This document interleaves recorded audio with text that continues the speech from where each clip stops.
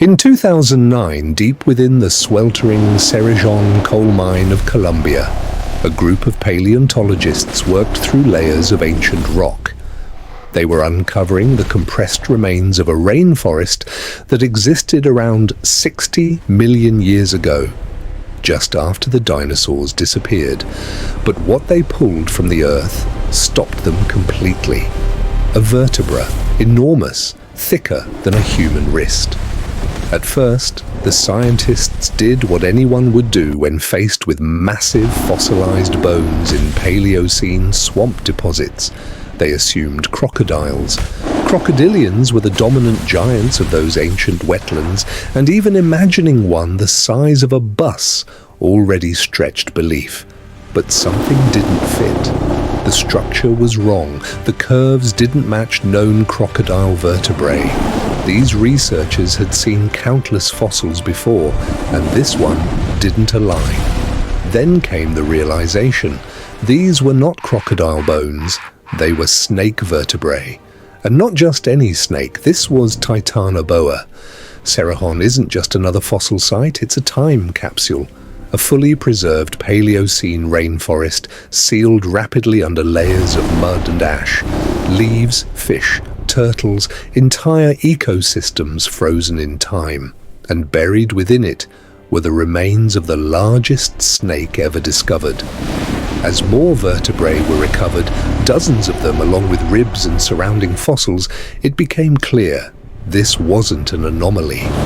The bones were consistently massive, far beyond anything recorded before. What emerged was something that redefined biology itself. A snake so large it shattered every known limit. When the research team calculated its size, they checked the numbers repeatedly, convinced something had gone wrong. But it hadn't. The data pointed to a snake over 15 meters long. Titanoboa wasn't just big. It was the largest land predator to exist after the dinosaurs. And its existence implied something even more shocking. A world far hotter, denser, and more extreme than scientists had imagined. Titanoboa was enormous. Even the most conservative estimates place it at around 42 feet long. Some suggest it exceeded 50 feet, with a weight between 2,000 and 2,500 pounds. For comparison, the largest modern anaconda reaches about 28 feet and weighs roughly 500 pounds. Titanoboa was nearly twice as long and up to 5 times heavier. But here's the real question. How do scientists estimate the size of an extinct animal from just a few bones? The answer lies in scaling laws. Modern snakes show a consistent relationship between vertebra size and total body length. By comparing Titanoboa's vertebrae with those of living boas and anacondas, paleontologists can extrapolate its full size. But that leads to a deeper question. Why was Titanoboa so much larger than any snake alive today? The answer is temperature. Snakes are ectothermic. They depend entirely on external heat to regulate their bodies. Their metabolism, growth rate, and maximum size are all shaped by environmental temperature. The warmer the climate, the faster their metabolism. Faster metabolism means quicker growth, more efficient digestion, and the ability to sustain a larger body. So Titanoboa wasn't just a giant predator, it was a biological thermometer, a signal that Earth, 60 million years ago, was far hotter than it is today. To understand Titanoboa, you have to understand its world. Go back 58 million years into the Paleocene.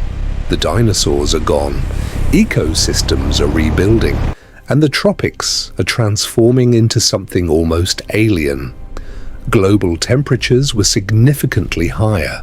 In what is now northern Colombia, average yearly temperatures likely exceeded 32 degrees Celsius, with almost no seasonal variation. Imagine a rainforest that never cools down, not at night, not in winter, just constant, suffocating heat. No ice caps, no seasons, only endless warmth. Forests steamed, rivers slowed into dark, murky channels. Life expanded in size and density. For cold-blooded animals, heat removes limitations, and Titanoboa represents that extreme. Modern rainforests like the Amazon are actually too cool to support an animal of that size. Today's largest snakes are already near their biological limits. To reach Titanoboa's scale, Earth needed to be consistently hotter for millions of years. And it was. The Cerrejón site reveals a complete ecosystem. Massive turtles with shells the size of tables, early crocodile relatives with crushing jaws, dense swamp forests with poor visibility and slow-moving water. This wasn't a fast river system. It was a humid, tangled, suffocating swamp. Perfect for an ambush predator. Titanoboa didn't need speed. It had size, patience, and environment on its side. So how did Titanoboa hunt? Forget the movies, it wasn't chasing prey across land. It was too large for that. On land, a body that size becomes a burden. Movement slows, energy costs rise. But in water, everything changes. Buoyancy supports mass. Movement becomes efficient. Titanoboa behaved more like a crocodile than a modern snake. It stayed submerged, hidden beneath murky water, blending into roots and debris. Still, silent, invisible. It could wait for hours, maybe days, and when it struck, it was devastating.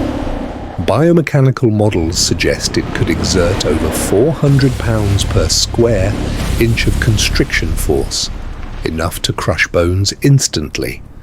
Its prey likely included giant turtles, early crocodiles, large fish, and any animal unfortunate enough to approach the water's edge. Once wrapped, there was no escape. Water wasn't just its hunting ground, it was essential for survival. Without it, Titanoboa's own weight would have worked against it, compressing organs, limiting movement, slowing digestion. Water allowed it to exist. But if Titanoboa was so perfectly adapted, why did it disappear? Because the world changed. After the Paleocene, global temperatures began to fall, slowly at first, then more rapidly. For an ectothermic giant, even a small temperature drop is catastrophic. As temperatures fell, metabolism slowed, digestion took longer, movement became inefficient, hunting success declined. Titanoboa couldn't sustain its massive body. It began to starve, not suddenly but gradually. At the same time, ecosystems were shifting, mammals were growing larger and more competitive, rainforests were drying, swamps disappeared, prey species declined. The entire system that supported Titanoboa collapsed, and with it, Titanoboa vanished, not from predators, not from disease, but from a cooling planet. And that's the part that matters. Climate doesn't just influence life, it defines its limits.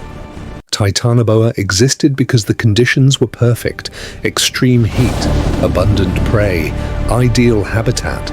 Remove any one of those and it cannot survive. For a brief moment in Earth's history, everything aligned, and the largest snake to ever live ruled the swamps of ancient Colombia. Then it disappeared, leaving behind only bones and questions. And honestly, asking for support always feels a bit awkward, so I'll keep this simple. I'm trying to push this channel further. Better visuals, deeper research, stronger storytelling. But that takes time and resources. So if you enjoy these videos and want to see bigger, better content, your support genuinely makes a difference. Channel memberships help me invest more into every video. If you believe in this, consider joining. Thank you, truly. And until next time, there's another video waiting right here. I think you'll enjoy it.